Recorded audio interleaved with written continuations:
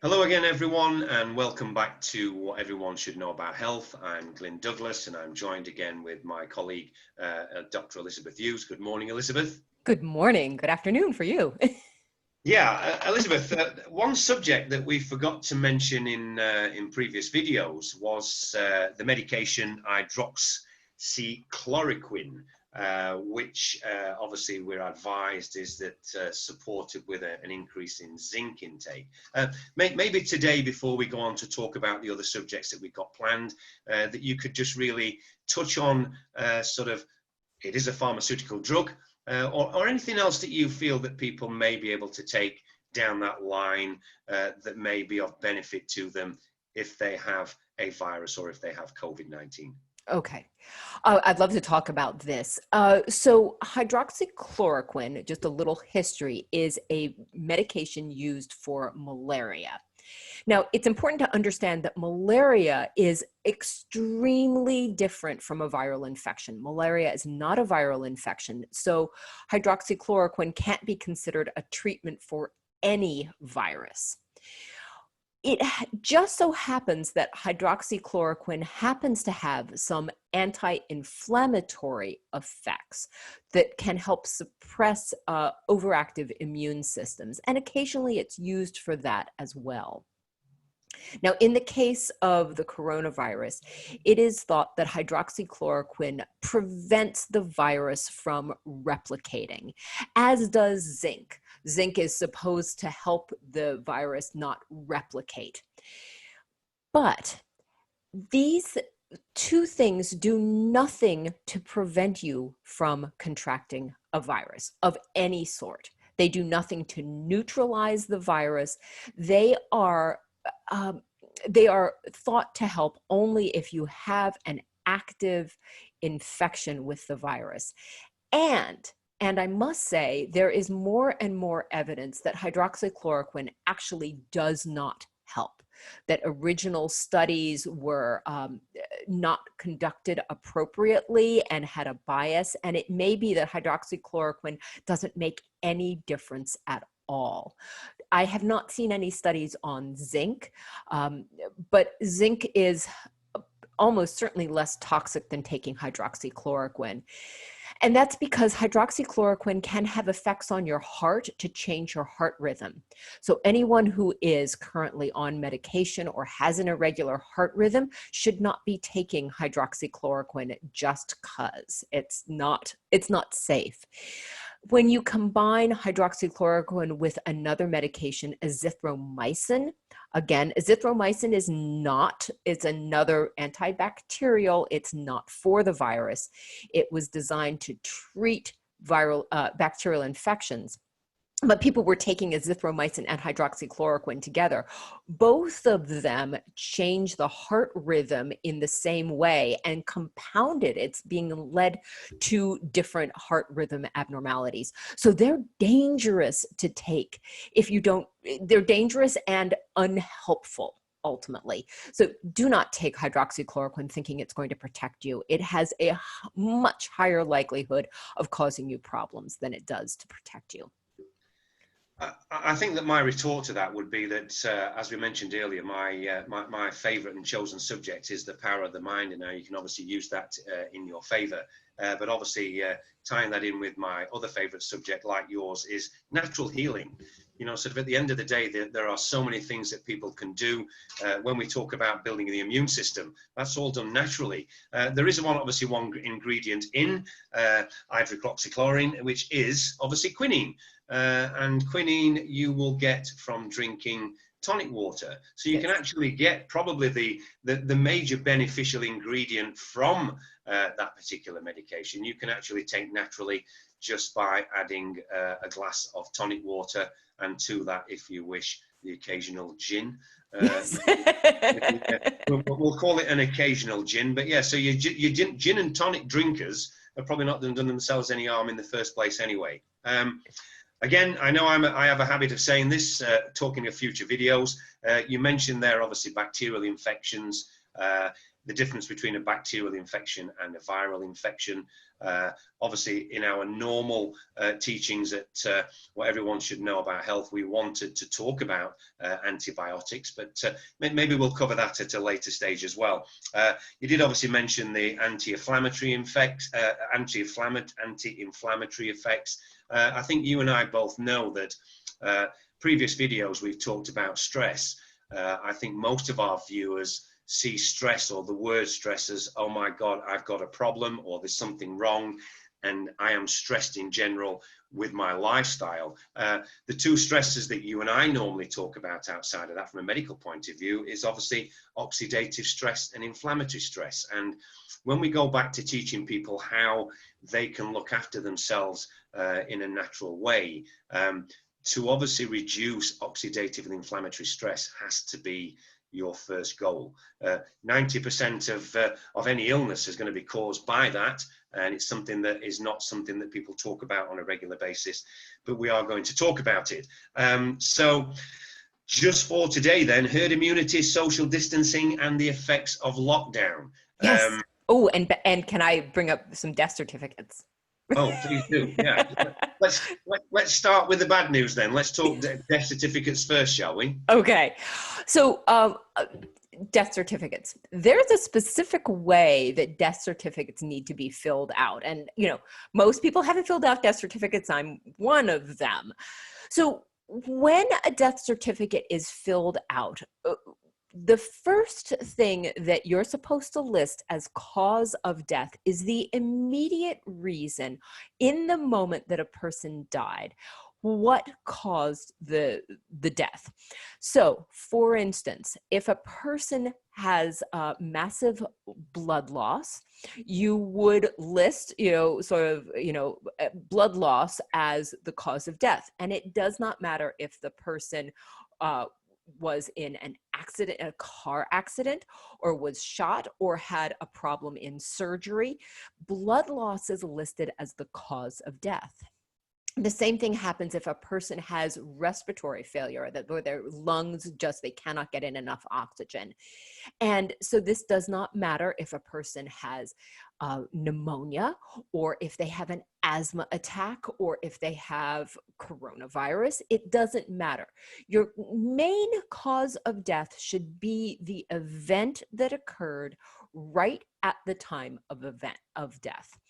And then secondarily, you would list the reasons why a person, what immediately preceded that, and other complicating factors. So when I hear that death certificates are being filled out with cause of death COVID-19, it makes me go, that should never be a cause of death. Would it be respiratory failure? Would it be something else? There should be some other immediate cause. And then infection with a coronavirus should be down in the contributing factors. But maybe the contributing factor is also heart disease, or blood pressure medicine, or something like that. And all of that should be listed lower. So having death certificates filled out with cause of death COVID-19 is actually not how you fill out a death certificate. And it just from a stickler standpoint for rules and paperwork, it bothers me. So don't believe it when they say cause of death COVID-19, because it should never be listed that way under any circumstance. The same way it shouldn't be listed as pneumonia or cancer or whatever. Okay. I agree with that, Elizabeth, and I think that, as you know, is that from a professional point of view, we do take our time to choose our words carefully, don't we?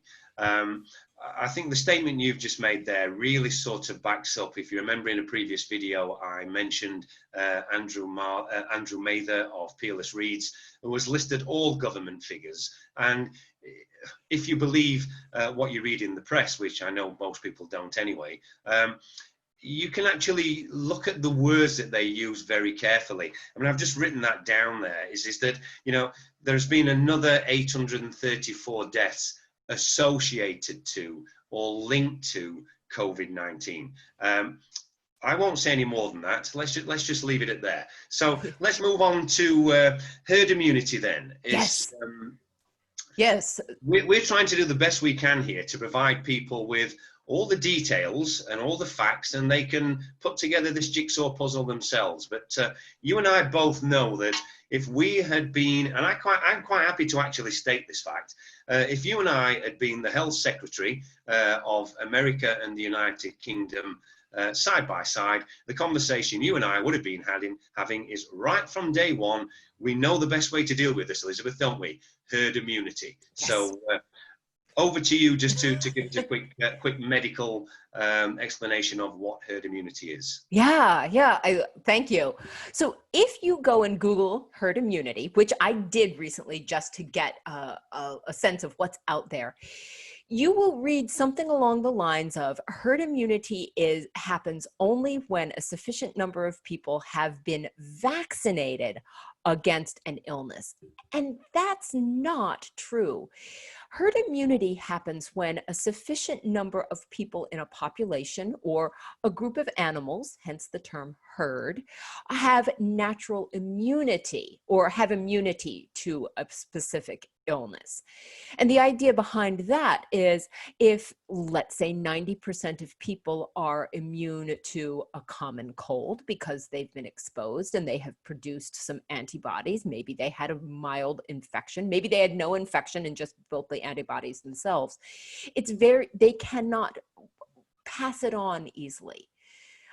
So when a certain critical level of people or animals in a group who have close contact, most of them are immune to an illness, it's very difficult for that illness to pass through a community. That's the idea here. But herd immunity does not require vaccination at all. That's not something that's a requirement here. And this whole Sweden experiment of staying open and allowing people to go about their business, knowing that most people will be exposed, but they'll probably develop their own natural antibodies. That's one way to develop herd immunity when you are dealing with something that is predominantly asymptomatic. Yeah. Just to keep this, again, there's so much we could discuss on that subject, but to keep, again, our videos to a realistic point there. I mean, I must actually just bring something up. You mentioned the forbidden word Google then, Elizabeth. We actually suggest that people use things like DuckDuckGo, etc. as search engines. There's, let's be honest, there has been a lot of censorship going on at the moment that if anyone, I'm not suggesting that people are arguing against it, but all I'm saying is that if something doesn't seem to follow the official narrative, there is quite a lot of censoring going on out there. I mean, I know there's some extremists, but surely the freedom of speech to allow you to be able to comment and give your opinion, that doesn't impress me very much by some of these certain platforms that are excessively censoring. But again, maybe we'll discuss that as things progress in a little bit more detail. So 2 things to conclude with on today then is social distancing and the effects of lockdown. If we do it in that order, social distancing. To be told that you need to keep 2 meters apart from someone at all times. Let common sense apply again.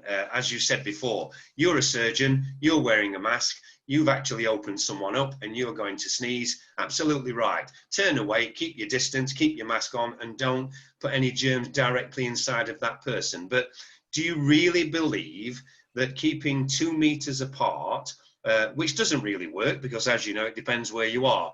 If you're 2 meters apart, in the grocery store, right? Yeah, exactly. Everyone in the grocery store is following all the arrows and lines and staying 2 meters apart and stopping the shopping trolley before they move on.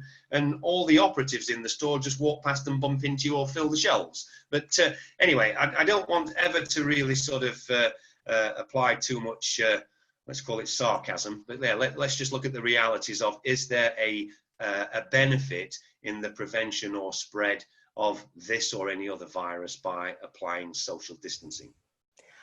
Okay, good question. And I think if the world was some sort of perfect utopia where everybody could walk around in a big plastic 2-meter wide bubble around you and still have all your needs met, or physical needs met, yes, it might work to help slow the spread of a virus.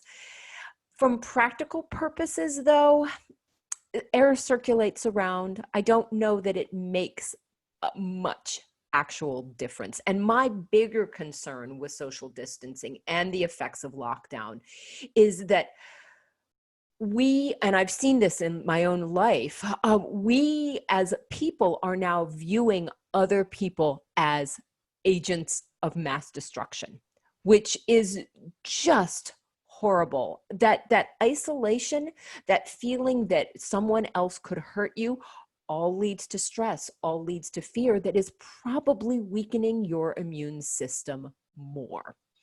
So I believe that there's a lot more harm and a lot more damage being done by the idea that we're being given that other human beings are in some way toxic or poisonous. And that's more dangerous than that. That is not only more dangerous than any virus, it also is probably making us more susceptible to the virus. I would agree wholeheartedly, and I think that we've read and seen, and people are talking about these subjects. Is this virus or any virus airborne? Is it floating around you? If it lands on a surface, does it matter if it's cardboard or metal or on the floor? I mean, can you kick it off the floor and flick it up in the air and hit it with a ping pong bat? No, you can't. So we don't have the time or the inclination to discuss whether or not, if you go to a grocery store not wearing gloves because we've told you not to, and then you open the refrigerator to take out some frozen fresh vegetables, should you then walk around saying, can someone quickly go and get me a hand sanitizer or an antibacterial? I mean, I don't believe in antibacterial fluids anyway, but that's a totally separate subject. I think that this is a wonderful video for the future. We should probably talk about that sometime. There is so much to talk about. We've said this before. Your mental attitude, your lifestyle, your immune system, your pre-existing conditions, etc., etc., etc., are all relevant to your attitude or susceptibility to any bacterial or viral infection. But let's go back and finish off today with the common sense approach, which is how this should have all began.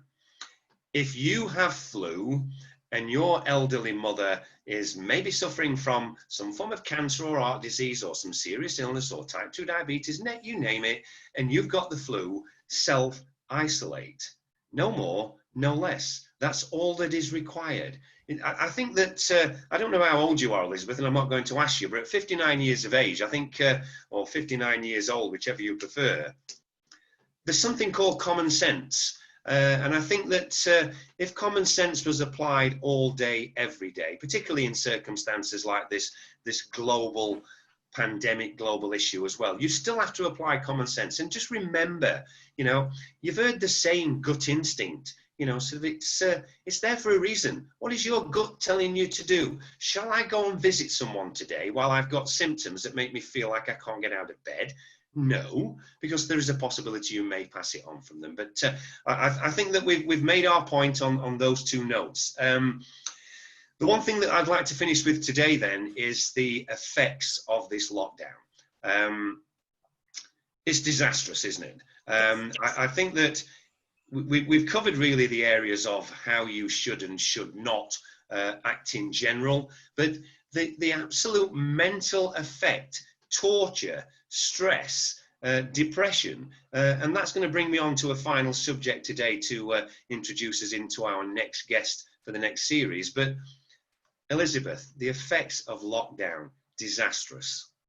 Absolutely. I am very worried about people having their jobs being deemed inessential.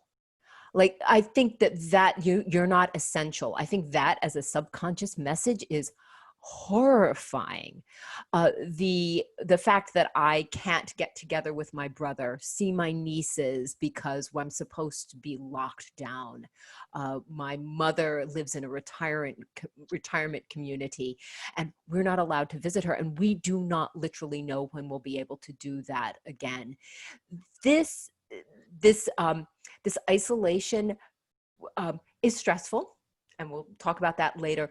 But it also, as I said earlier, the idea that we are being encouraged to view ourselves as potentially infectious or unimportant, as well as view other people as someone who could harm us, like we're a living weapon of mass destruction. This causes huge issues personally. And then if you are already in a situation where your personal life is not in a good place, if you're the rates of divorces and conflict and alcohol poisonings, those are all rising. I will be very interested to see as this goes on. I mean, interested and horrified to see as this goes on what the backlash of these quote unquote mental health problems are. And it really is all physical health. Yeah, I mean, the major concern that I have, Elizabeth, is the ongoing contradiction. You've just mentioned to me probably the biggest contradiction that we've recently received from our government, and I want to obviously give the government an answer to it, to be quite honest with you, which is, as you've said there, the second phase of the reintroduction of normality, along with, you can now start to, if you wish, go back to do more normal things. The position we're in the United Kingdom at the moment is that you can now go back to work, but you must now practice being what's called being aware. So you can actually go to work and work with entire strangers or people that you may not particularly socialize with, but you still can't visit relatives outside of your household. Now, that's got to be the biggest contradiction in all terms throughout this entire lockdown period. So I've got a recommendation based on the common sense that we've just discussed in our recent videos. If you are non-asymptomatic, and if you don't have any other illness or condition, and even if the person that you're visiting maybe does, if you practice some form of realistic, that you've been told, social distancing, what is wrong with that? So why can't someone go and visit another relative? And that may be, and don't forget the amount of people suffering here, it's at both ends of the spectrum. There are grandparents and great-grandparents wanting to see their grandchildren and great-grandchildren. There are children wanting to know why they can't go and play with grandpa. Sort of, why can't they? Now, if the youngsters of today have been taught that you're going to be going back to school soon, but you're going to be sitting 3 meters apart from the next pupil, then surely it's okay for them to go and stand in grandpa's garden and stay 2 to 3 meters apart. It's just, I don't even want to discuss it anymore because it annoys me and angers me so much. But let's finish today by saying that the effects, as you've said, of this lockdown, stroke house arrest, our next guest or person that's going to come and join us to be interviewed is our colleague, Dr. Sue Palmer-Conn, psychologist. Sue specializes in matrimonial disputes, etc. So she's very, very much aware of the serious damage that's been done to the mental health of so many people worldwide at this moment in time. So we're going to take a break then, Elizabeth. I think that maybe we do some more videos in a few days' time, but for the short term, we'll pass the responsibility over to our in-house psychologist, Dr. Sue, and she can talk to us about the sad effects of this lockdown. So I'd just like to thank you, Elizabeth, for the input and effort that you've made and the honesty that you've given, that hopefully people can start looking at things with a little bit more knowledge over the recent videos that we've done. And I look forward to talking to you again soon. So I shall leave the goodbyes and farewells for now to you, Elizabeth, but thank you very much indeed. I appreciate all your help on this. Oh, you're welcome. It's been a pleasure, Lynn, and we'll see each other soon. And all of you Absolutely. who is viewing. Take care, Elizabeth. Thanks. Bye-bye. Bye-bye for now. Bye.